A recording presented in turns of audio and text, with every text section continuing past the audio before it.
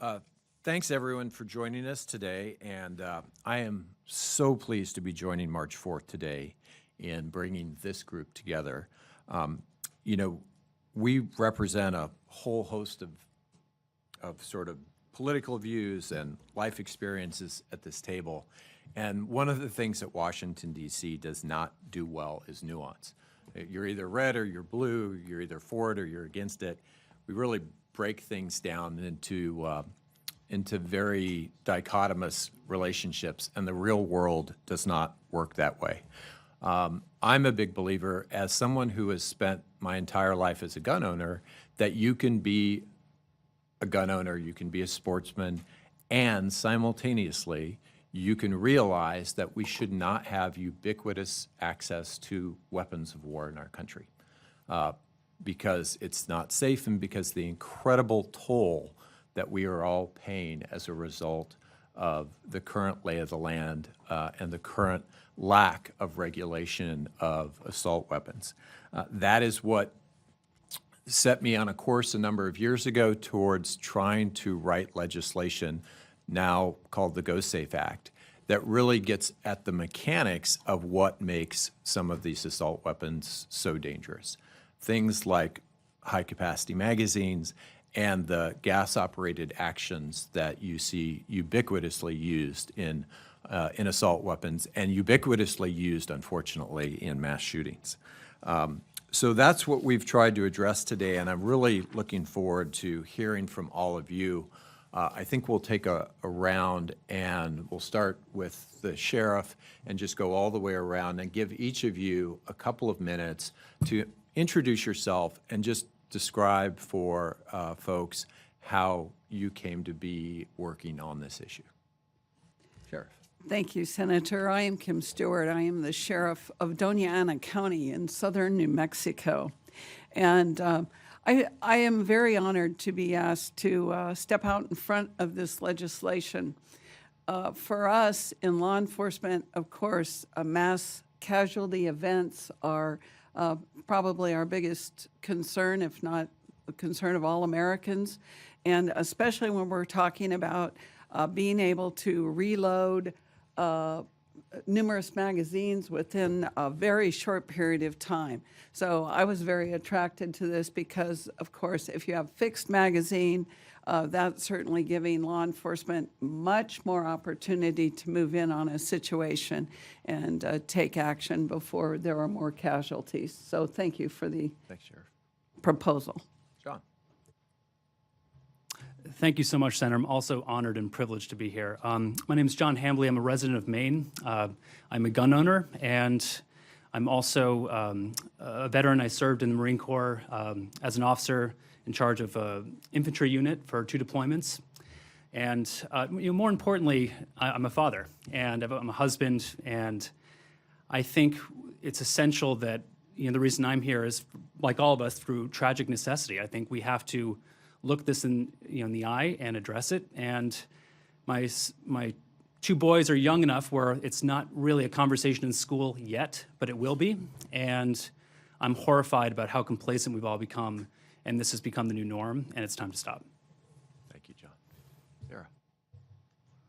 I wrote mine down because I'm on TV, so I'm very verbose, and I like to hear myself talk. It'll keep me more concise. Sarah Spain, I'm an award-winning sports journalist, and people might be surprised to hear that there's diversity of thought in sport, but it's actually the perfect representation of bipartisan teamwork. If you're on a team, your teammates are from different backgrounds, political beliefs, religions, races, and you have to work together with a common goal.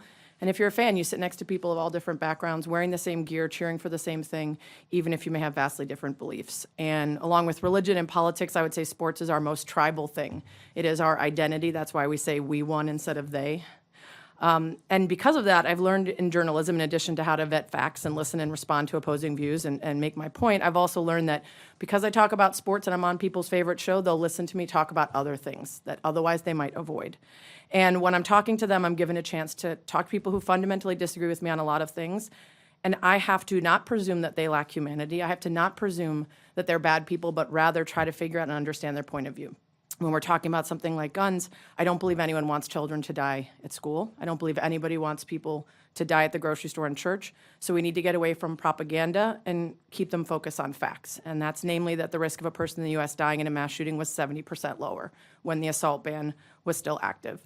Researchers estimated that the law was, if it had been in effect from 2005 through 2019, it would have prevented 30 mass shootings that resulted in the death of 339 people and wounded over 1,100 more.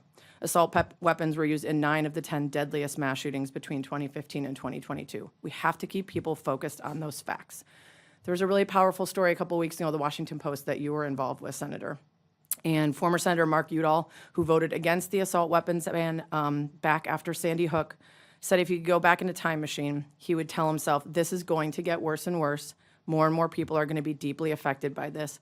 And I think deeply affected is a sanitized way of saying dead.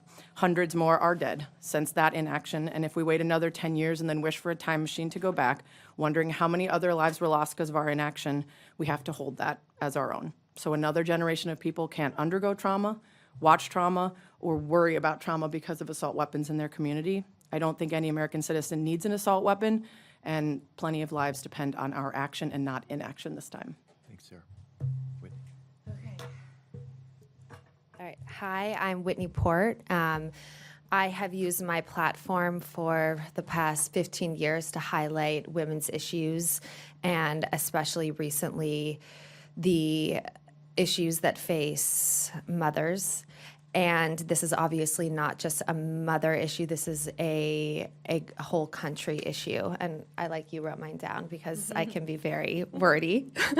But I have a 6-year-old child, and the realization that my child is practicing for a mass shooting at school fills me with fear and overwhelming stress. It's obviously a situation that I never anticipated, and I felt lost about what to do. Last year, I heard Kitty, the amazing founder of March 4th, speak and was immediately touched and felt a physical and emotional reaction to actually go out and do something. And I think as a quote influencer, I can be put into a box, but I feel like it's my job, it's my role to expose what certain organizations like this are doing.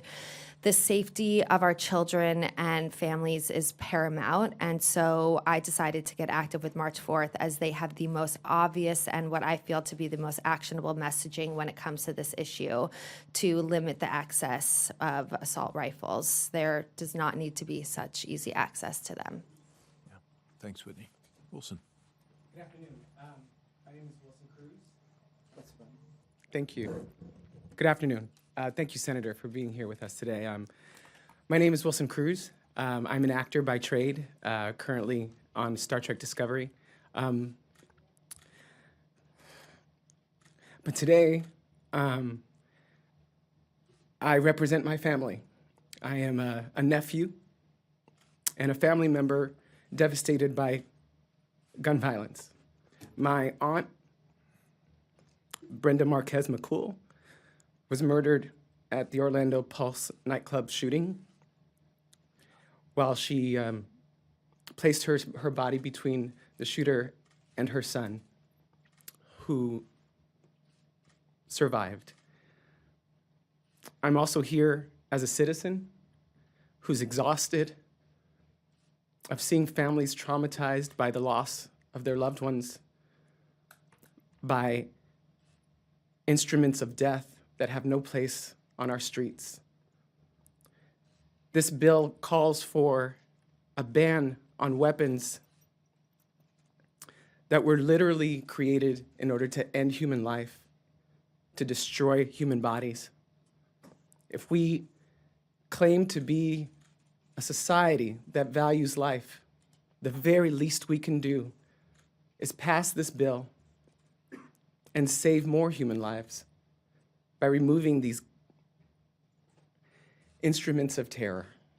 And so if I can be here to lend my name and to represent my family, who are all here with me in my heart, calling for this end, it's the very least I can do. Thank you, Wilson. Melissa. Good afternoon. My name is Melissa Alexander.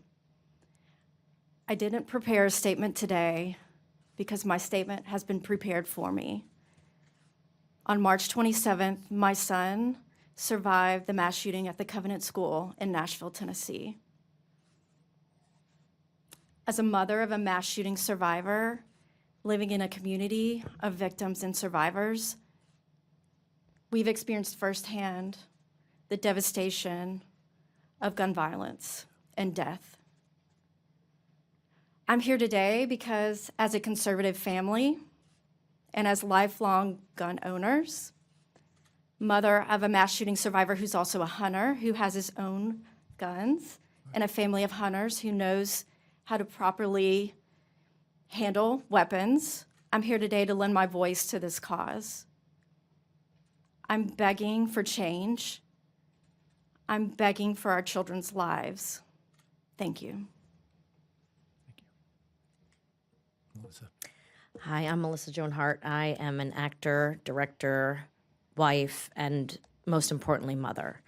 Like Wilson said, I'm exhausted. 12 years ago, we were living in Fairfield County, Connecticut, and a mentally ill boy that day took his mom's guns and murdered 26 innocent people in a nearby school to where my children were.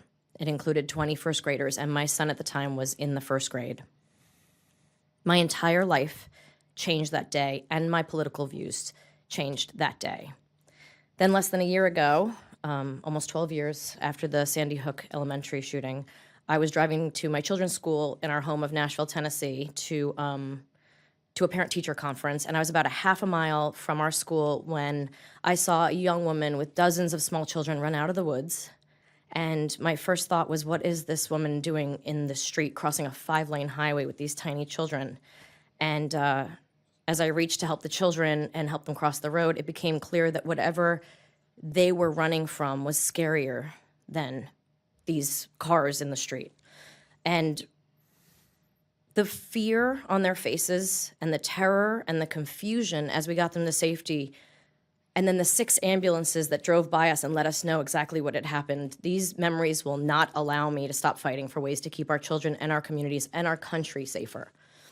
That day, we lost 3 educators and 3 third-grade children from the Covenant School, and my youngest son was in the 3rd grade at the time. And once again, tragedy had hit so close to home, and I had to stop and wonder, once again, will we be next?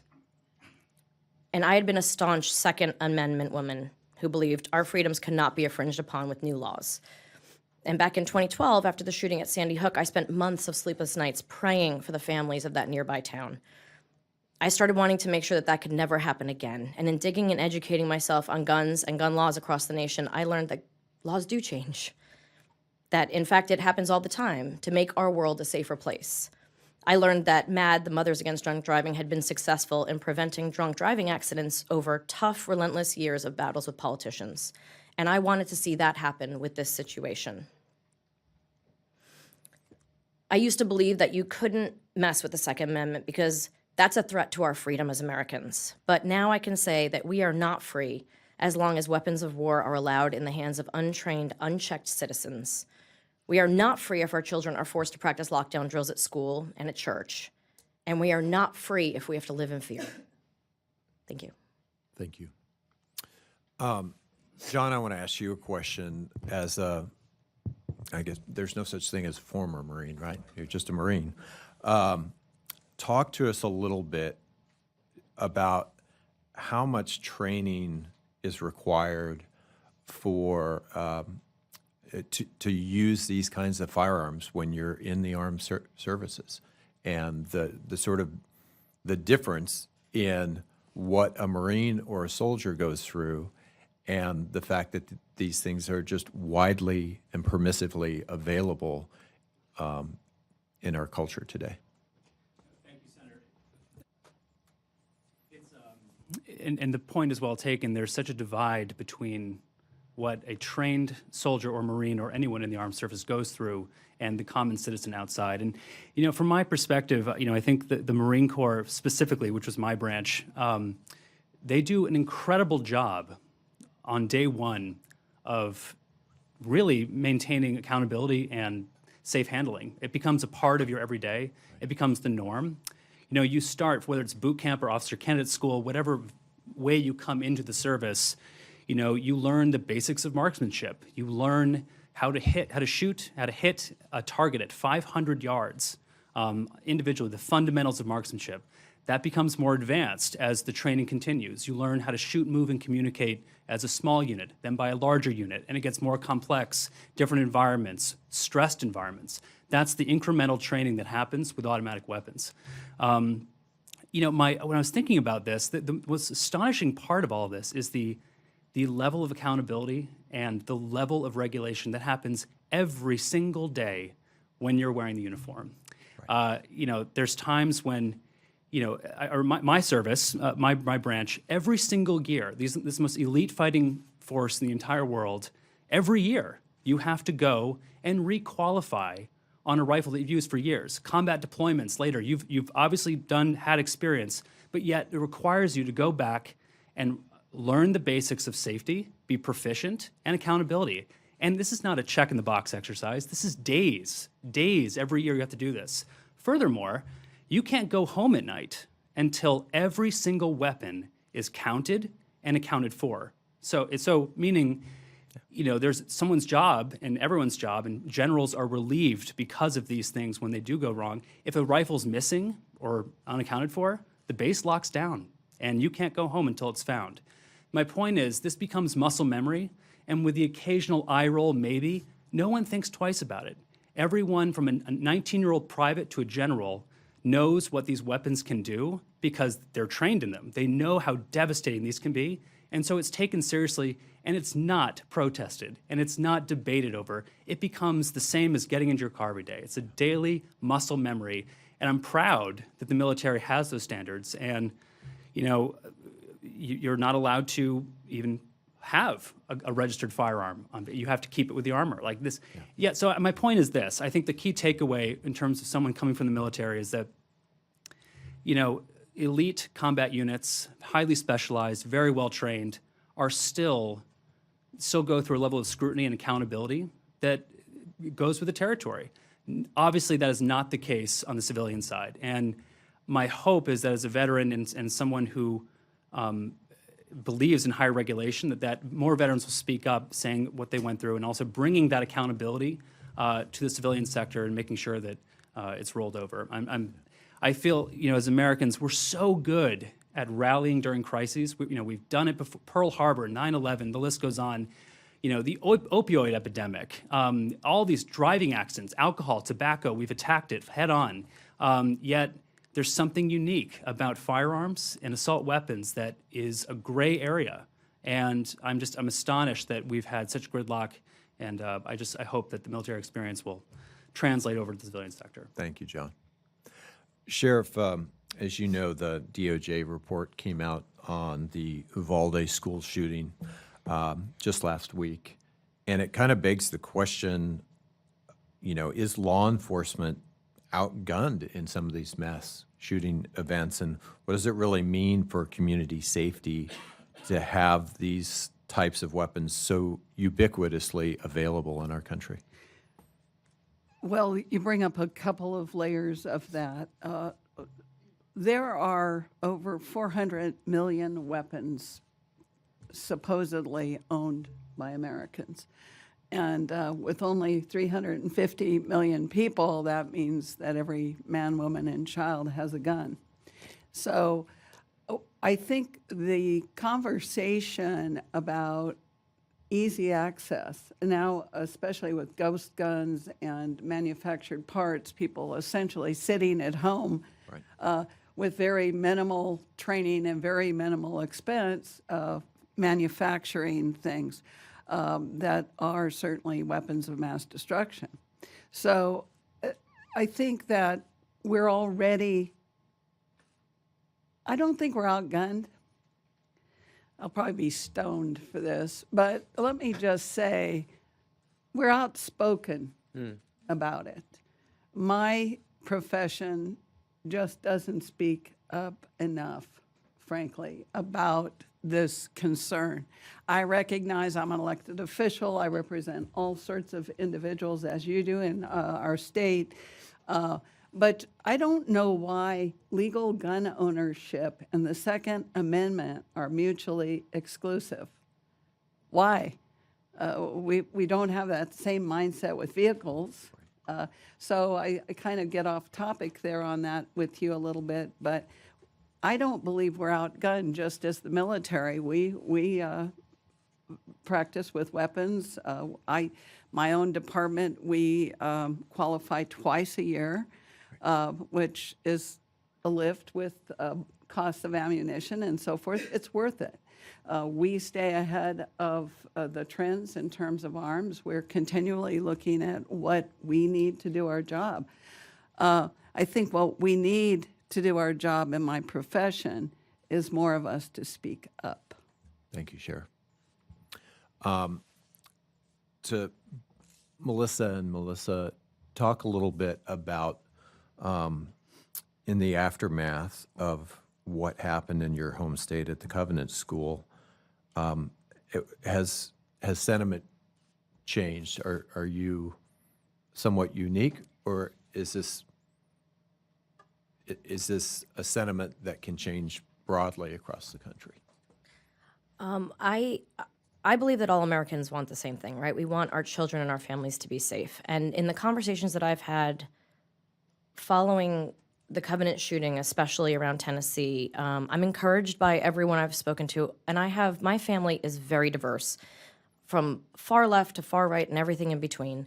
And my friends are as well. And so I feel like I've had these conversations with people across the board, and I think everyone wants their children to be safe. We just disagree on how to do that.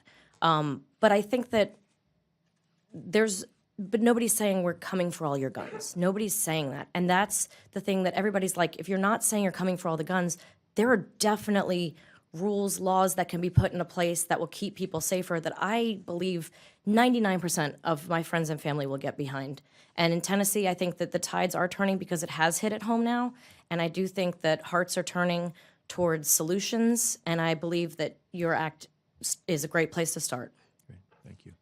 Yeah, I'll just piggyback off of what Melissa said. I've heard a lot of conversations in Tennessee around how can we make our laws safer. We have some of the loosest gun laws in the country. And again, I'm speaking about this from the perspective of a gun owner and a lifelong Tennessean and a conservative voter. And not just the anecdotal evidence, but the polls that have been coming out in Tennessee, one after the other. There have been 4 so far. One was put out by the governor's office. And every single poll, 70 to 75% of respondents said, we want safer gun laws. 70 to 75%.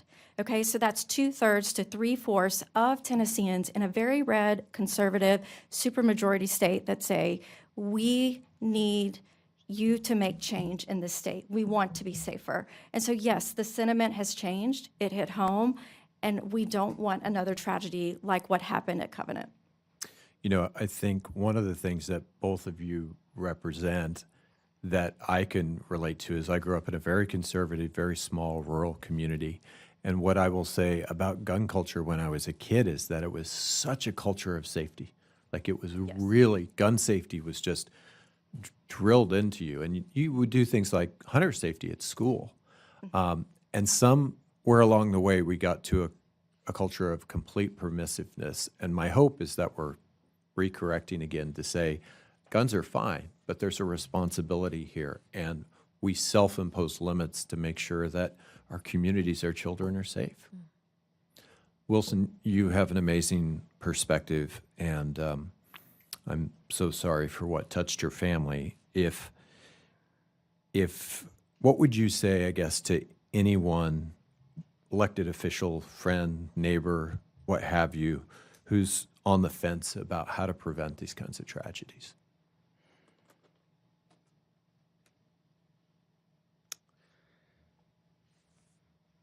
I suppose I would ask them to get in touch with their humanity.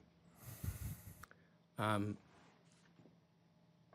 I don't understand when we have data that makes it very clear how effective the former assault weapons ban was in preventing death and injury. When we see the number of Americans who want change, not just 50%, but over 50% of the population wants stricter gun laws. When we see how traumatized families are across this country, no matter whether they're in urban or rural areas, red or blue states, when those families are re-traumatized every time another mass shooting happens in this country, when we have all that information and you are a representative of the citizenry,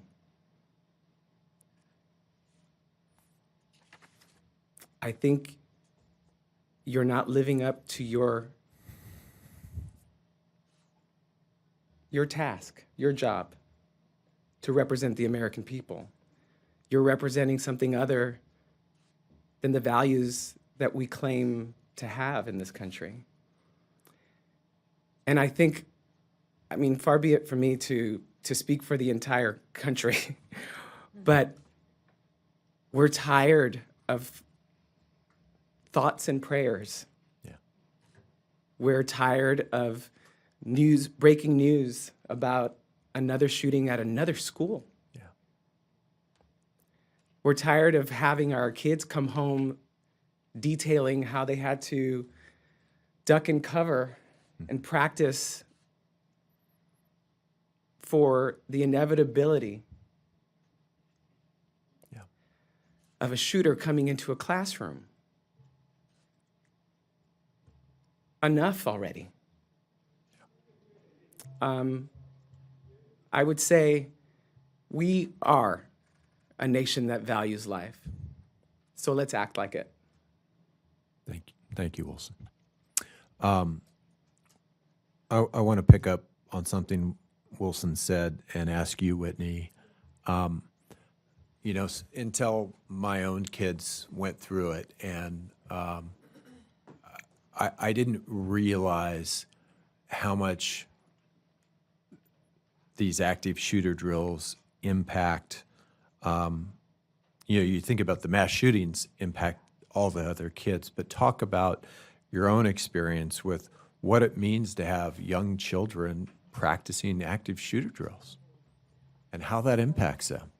I mean, I feel almost guilty being up here among everyone because I haven't been personally affected, but I think that I'm standing here. I'm standing here representing all those who live in fear that this will happen to them and have the anxiety that this will happen to them. And I was talking to Kitty last night. My son had come from school and he told me that they had practiced what he said was like a fire drill, but he had to get in the bathroom and hide.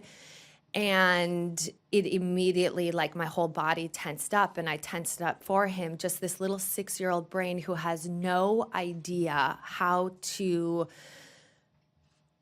process these huge adult things. And I mean, we don't even know how to process them. We're not even supposed to know how to process them because this isn't even supposed to be happening. I think the anxiety in these kids is having a huge, huge effect because it's putting something in their brains, like I said, that they have no idea exists or how to process. And I think that it requires them to think of solutions and to think of what ifs. And I think the anxiety then bleeds into all areas of their life. And we're just raising very anxious, depressed kids. And there's something that can be done about it. And obviously that's why we're all here today. Yeah. I really did not fully appreciate, my kids never really talked about the active shooter drills a lot. But I was in a meeting and we were in a room like this one, and my oldest son was out of school that day. And so he happened to be at the meeting. And someone walked into the back and pulled out what looked like a pistol to him. And it was just a temperature sensor. It was like an HVAC tech who was coming to check on the temperature in the room, make sure everything was working right. And the fear that I saw, Yeah. it's just incredible. And that's when it really hit home for me. I mean, that's what Katie said last night. She said that the school informs her in advance of when the drills are happening, which is something that I did not get advance notice of, which I would like. But and I'm so sorry that I'm telling your story, but she specifically pulled her child out of school that day as to not be part of that drill because she didn't want, the anxiety and the fear was so much worse to her. So it's a lot.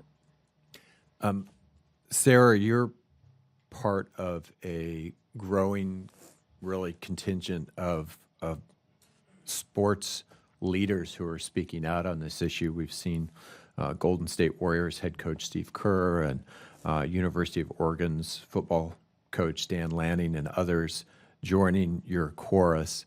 Talk a little bit more about, because of the kind of work you do, how you're able to reach people who are not always as open as maybe we would hope. And certainly you have a platform that's completely different than mine, and we appreciate that. So talk a little bit about that, Sarah.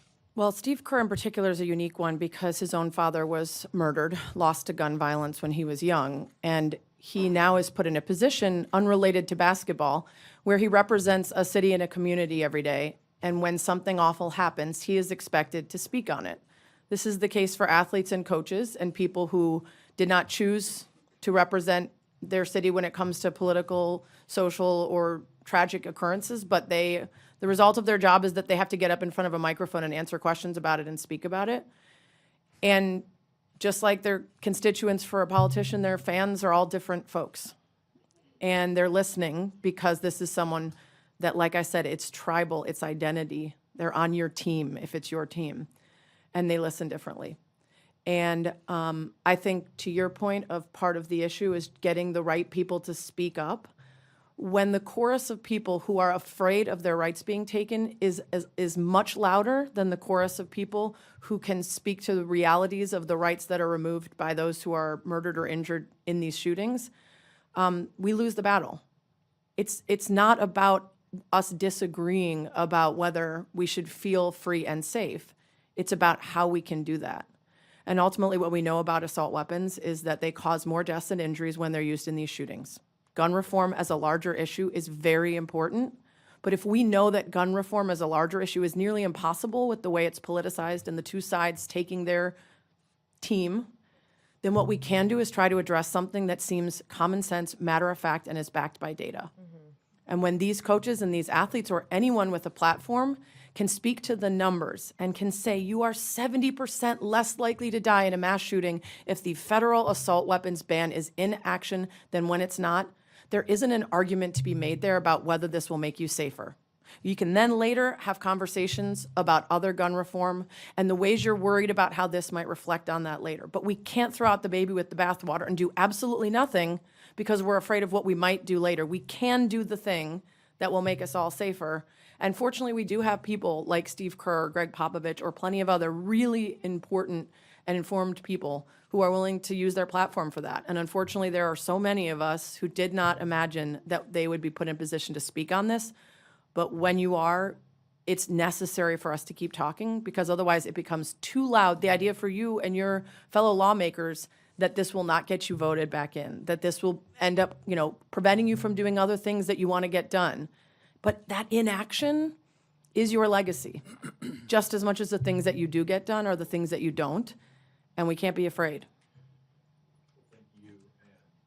I want to thank really everyone here for bringing your unique voices to this conversation. Maybe we'll just open things up. I'm going to have to run upstairs here in a few minutes and we'll wrap, but maybe open up a few questions for folks to any of our panelists or to myself, and then we'll conclude. I think most everyone here is with us, right? Well, thank you all. Obviously, you know, in politics today, if you change your mind, there's a stigma that comes with that. You're called a flip-flopper or what have you. What I will say is that having started out in a very different position on these issues, I think it's important that leaders of all stripes are able to accept new information and change their mind because they have better information. And we have been stuck on this issue for so long. And what I saw, fortunately, after Uvalde was suddenly, even though we couldn't do everything we needed to do on the issue, there was a willingness to do something. And we passed the Bipartisan Safer Communities Act, which is making a meaningful difference on everything from mental health to being able to prosecute gun trafficking. And we need to take that kind of approach, that pragmatic, let's do something, and especially when the data is so clear and the stories are so tragic, to take that first step. And thank you all for making that possible. Well, I just want to say, I think it's important to acknowledge when our leaders do the right thing. And so I want to thank you for your leadership on this. Thanks, Wilson. Appreciate it.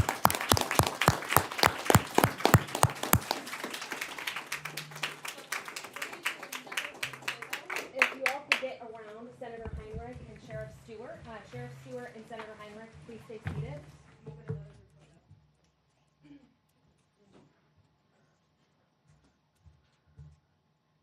Coming.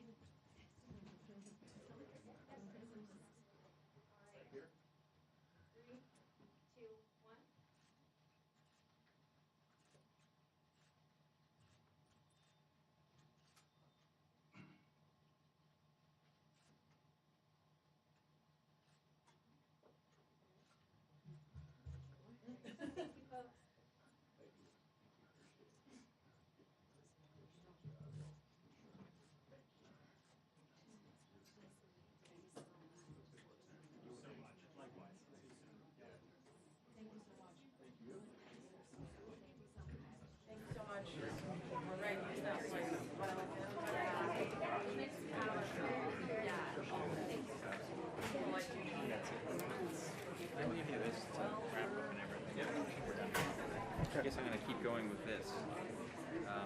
Okay.